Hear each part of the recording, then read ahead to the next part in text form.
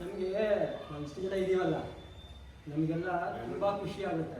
ಯಾಕೆ ಖುಷಿ ಆಗುತ್ತೆ ಅಂದರೆ, ಸಾಕ್ಷಾತ್ ದೇವರುಗಳ ಮುಂದೆ ನಾವು ನಿಂತಿದ್ದೀವಿ, ಆಯಿತಾ? ನೀವೆಲ್ಲ ದೇವರು ನಮಗೆ.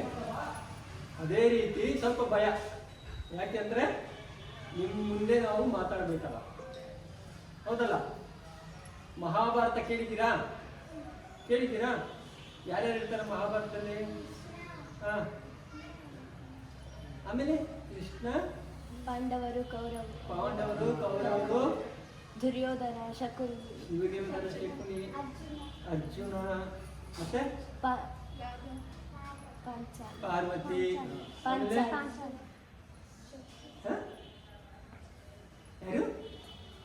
ಯಾರು ಶಕುನಿನ, ಬಲರಾಮ, ಆಮೇಲೆ ರಾಧಾ, ರುಕ್ಮಿಣಿ, ಆಮೇಲೆ ಆಯ್ತಾ? ತುಂಬಾ ತಿಳ್ಕೊಂಡಿದ್ದೀವಿ, ಆಯ್ತಾ? ಇದೆಲ್ಲನೂ ಭಾಗವತದಲ್ಲಿ ಬರುತ್ತೆ, ಅದರ ಒಂದು ಭಾಗ ಮಹಾಭಾರತನೂ ಬರುತ್ತೆ, ಆಯ್ತಾ? ಸೊ ನಾವು ಭಗವದ್ಗೀತೆ ಯಾಕೆ ಬಂತು ಅಂದರೆ, ಭಗವದ್ಗೀತೆ ಹೇಳೋದು ಯಾಕೆ ಹೇಳಿದ್ರು ಅವರು, ಅದ್ರ ಬಗ್ಗೆ ನಾವು ಸ್ವಲ್ಪ ಚರ್ಚೆ ಮಾಡೋಣ. ಮಹಾಭಾರತ ಯುದ್ಧ ಯಾಕೆ ನಡೀತು? ಏನು? ಅಣ್ಣ ತಮ್ಮರ ನಡುವೆ ಜಗಳ ಆಗಿತ್ತು, ಅವ್ರು ಇವ್ರಿಗೂ ಆಗಿಲ್ಲ, ಅವ್ರು ಕಾಡು ಹೋಗ್ಬಿಟ್ರು. ಬಂದಮೇಲೆ ಒಂದು 5 ಊರು ಕೇಳಿದ್ರು, ಆ 5 ಊರು ಕೂಡ ಕೊಟ್ಟಿಲ್ಲ. ಅಷ್ಟೇನಾ? ಧರ್ಮ ಅಧರ್ಮದ ವಿರುದ್ಧ ನಡೀತಾ ಇದೆ ಇದು. ಆ 5 ಊರು ಕೂಡ ಅವ್ರು ಕೊಟ್ಟಿಲ್ಲ. ಯಾರಿಗೆ? ಪಾಂಡವರಿಗೆ. 100 ಮಂದಿ ಕೌರವರು, ಅವರು ಇವ್ರು ಕೊಟ್ಟಿಲ್ಲ. ಈಗ ಮಹಾಭಾರತದಿಂದ ಕುರುಕ್ಷೇತ್ರದಲ್ಲಿ ಸಂಗ್ರಾಮ ಸ್ಟಾರ್ಟ್. ಅಷ್ಟೇ ಅಲ್ಲ? ಆದರೆ ಈಗ భగవద్గీత ಹಿಡ್ಕೊಂಡು ನಿಮ್ಗೆ ಬಂದಿವಲ್ಲ, ಇಲ್ಲಿ ನಾನು మాట్లాడుತೀನಿ.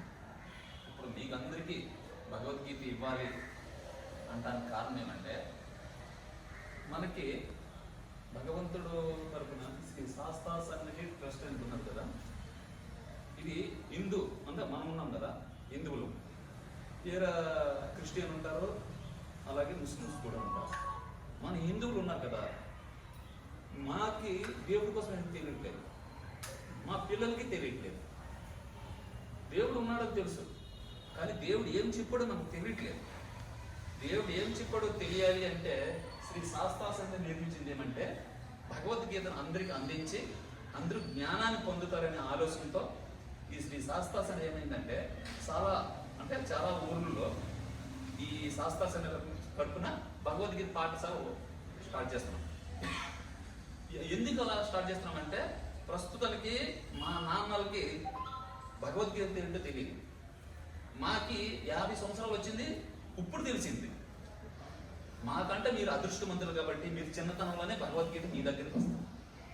ఈ భగవద్గీత మనం ఎందుకు నేర్చుకోవాలి అంటే, రేపు మనము మన పిల్లలకి, ఆ తర్వాత వాళ్ళకి చెప్పాలి.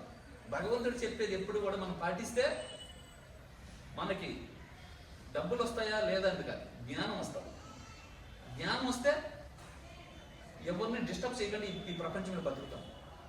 లేదంటే కొంతమంది ఏం చేస్తారంటే, ఇంకొకరిని గొడవలు వచ్చేసి ಎಲ್ಲ ಜಗಳ ಮಾಡೋದು ಅಂತ ಇರ್ತಾವೆ.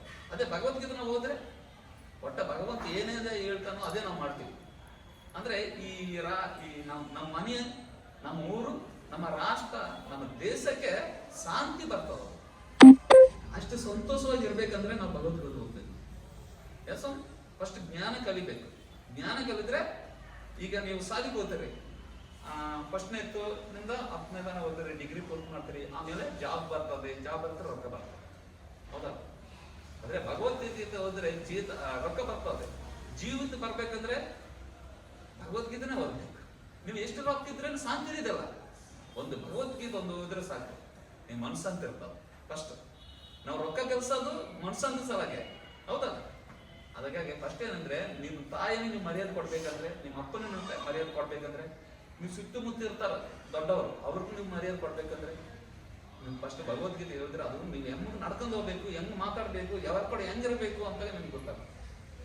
ಅದಕ್ಕಾಗಿ ನಮ್ಮ ಮಕ್ಕಳೆಲ್ಲ ದೊಡ್ಡವರಾಗಿ ಈ ಭಗವದ್ಗೀತೆ ಓದಿ ನೀವು ಇನ್ನೊಂದು ಇಂಥ ಕ್ಲಾಸ್ ಮಾಡಾಗ ನೀವು ಗುರುಗಳು ಆಗ್ಬೇಕಂತಾಗ ನನ್ನ ಆಸೆ. ಅದು ನಮ್ಮ ಆಸೆ ಅಲ್ಲ, ನಮ್ಮ ಶಾಸ್ತ್ರ ಸಂತ ಆಸೆ.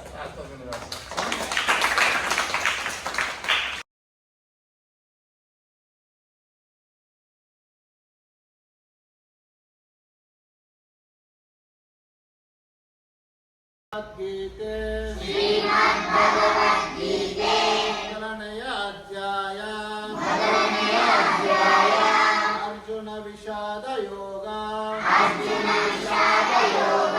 ಧೃತರಾಷ್ಟ್ರ ಉವಾಚ ಧರ್ಮಕ್ಷೇತ್ರೇ ಕುರುಕ್ಷೇತ್ರೇ ಸಮವೇತಾಯುಯುತ್ಸವಃ ಮಾಮಕಾ ಪಾಂಡವಕ್ಷೈವ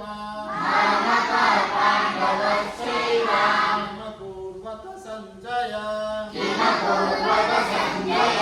ಸಂಜಯ ಉವಾಚ ದೃಷ್ಟ್ವಾ ತು ಪಾಂಡವಾನೀಕಂ ಯೋಢಂ ದುರ್ಯೋಧನಸ್ತದಾ ಆಚಾರ್ಯಮುಪಸಂಗಮ್ಯ